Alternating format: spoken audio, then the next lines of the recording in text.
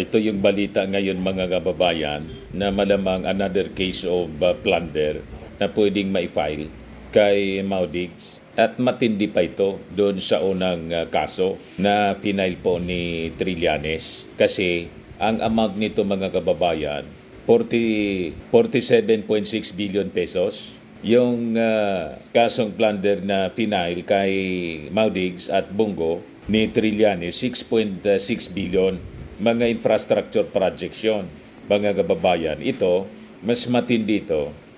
Kasi ito yung panahon ng pandemonyo, yung sinasabing overpricing sa pagbili po ng mga test kits para sa BIDCO.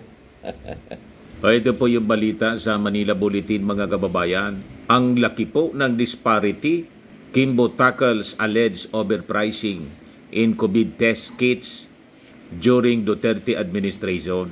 Sabi ko sa inyo, yung sinasabi ni Maudigs na malinis daw sila, not a whiff of corruption.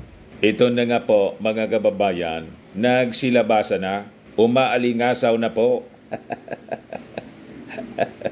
Actually, ito yung inimbestiga noon ni Senator Dick Gordon, kung saan pinagmumura ni Maudigs, mga kababayan, si Gordon. Ngayon, yung Congress, nagsasagawa din ngayon ng investigation, mga kababayan. Siyak po si Congresswoman Kimbo.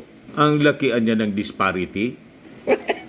Pag napakalaki yung disparity, ang ibig sabihin nun, malaki yung naibulsa.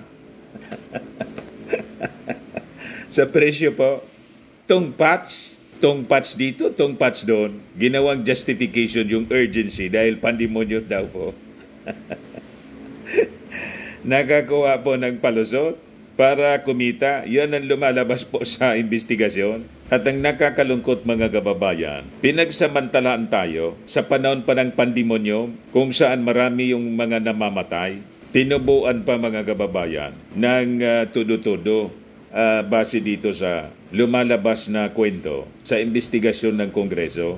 It's a pure evil, mga kababayan. So sabi dito sa kwento, mga kababayan, ng Manila Bulletin, there might have been overpricing sa pagbili daw po ng mga COVID-19 test kits ng Department of Health sa pamamagitan po ng procurement service ng Department of Budget and Management or PSDBM during the previous Duterte administration. O ano kayo ngayon, mga DDS at mga nausog? Akusa kayo ng akusa, gawa kayo ng gawa ng kwento. Pagdating dito sa mga sumisigaw na mga anomalies, tahimik kayo. O ngayon, pati yung funding, mga kababayan ng mga nausog rallies, sumingaw na rin. Ang sabi sa kwento ng Rappler po, na nakuha natin kanina, malamang galing sa Pogo. Pogo operation po. So sabi dito po, Marikina City 2nd District Representative Stella Kimbo made this observation while presiding over the Committee on Appropriations ongoing oversight hearing on the budgetary performance ng DOH at saka ng Philippine Health Insurance Corporation or PhilHealth for the first quarter ng fiscal year 2024 at saka sa prior year. As the committee scrutinized the alleged irregularities in the transfer of 47.6 billion pesos ng DOH funds to PSDBM para sa COVID-19 supplies, na nakita ni Kimbo, mga kababayan, yung napakalaking disparity in the prices nitong mga test kits. Pareho daw na brand at parehong klase. Base doon sa DOH procurement list, parehong brand, parehong klase, parehong type, magkaiba ng presyo. Bakit nagkaganon? Diba? At yung disparity, mga kababayan, sa presyo, napakalaki. So sabi po ni Kimbo, napansin ko po, may mga pagkakataon na pari-pariho ang test type, pari-pariho ang brand, pero iba-iba ang naging presyo. In the price difference niya, was as high as about 500 pesos. Matindi, mga kababayan. 500 pesos yung tungpat sa kada isang test kit. Imagine na lang ninyo po kung ilan yung tiniba ng mga nasa likod ng anomalyang to. Maintindihan mo pa kung yung disparity, mga 50 pesos lang or kahit as high as 100 pesos.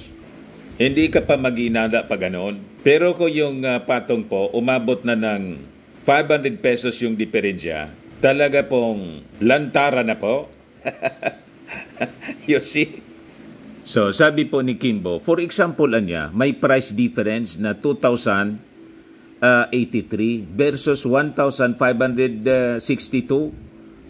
Sabi po ni Kimbo, Senior Vice Chairperson na po ng committee na nagsasagawa po ng hearing. Paliwanag pala. Palusot man sa akin. Paliwanag naman po ni DOH Secretary Teodoro Herbosa, who served as Special Advisor ng National Task Force Against COVID-19 during the previous administration, may mga certain items na nagbabago talaga yung presyo over time. Hindi man po ganon sa agad-agad, tumalo ng ganon po, kataas yung presyo ng kada test kit. Sabi nga natin, kung may price change man, 50 pesos to 100, maintindihan mo pa. Pero kung 500 na po, halatado na, may nagtungpats. Tama po? So sabi ni Herbosa po, so I guess we need to look at the date that some items are procured because they were changing the cost as the pandemic was ongoing, sabi po ni Herbosa. To which his predecessor, si former DOH Secretary Francisco Duque III agreed. Normal, magtatakipan po. Kasi pag hindi magtakipan po, di natin alam kung magkakasabwat sila. Diba? Pareha sila mga kababayan na nagtrabaho during the previous administration. Alangan man ilaglag si Duque. Tama ba? Pag ganyan nilaglag natin, damay-damay tayo niyan. So sabi po ni Kimbo, regarding the price difference, she felt that it was significant enough to warrant further investigation. Tama po, huwag ninyong titigilan. Kailangang lumabas po yung katotohanan. Kasi ito yung napakasama na nangyari. You can just imagine, panahon pa ng pandemic, kung saan may health emergency tayo, nangangamatay yung mga tao, pagkatapos, may mababalitaan tayong nagsasamantala. Di ba? So sabi ni Kimbo, this is the third case. The third case is the situation where pari-pariho ang brand. Pero bakit ang laki po ng disparity sa presyo? Umaabot sa 500 pesos yung diferensya. It is what it is. It's a price difference So I'm asking for the details on the dates nitong transaction.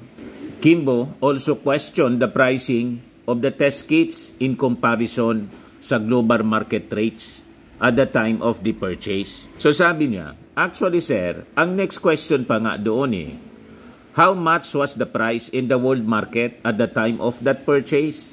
That's the next question because it could be as low as 8 pesos, $8. So yun mga kababayan, nagsisingawan na ngayon yung baho ng previous administration na nagmamalaki po na not a whiff of corruption ang nangyari sa kanyang administrasyon. Yun ang pinagyayabang po ni dating Pangulong Maudigs. O ngayon, may kaso siya, plunder, 6.6 billion na kaso nga plunder, final mga kababayan ni Trillanes, kasama si Bongo, tsaka yung pamilya ni Bongo, yung tatay at kapatid. Tapos, may ipa-file pang panibagong kaso, may relasyon naman sa pag-purchase ng barko ng Philippine Navy po. So, dalawa agad.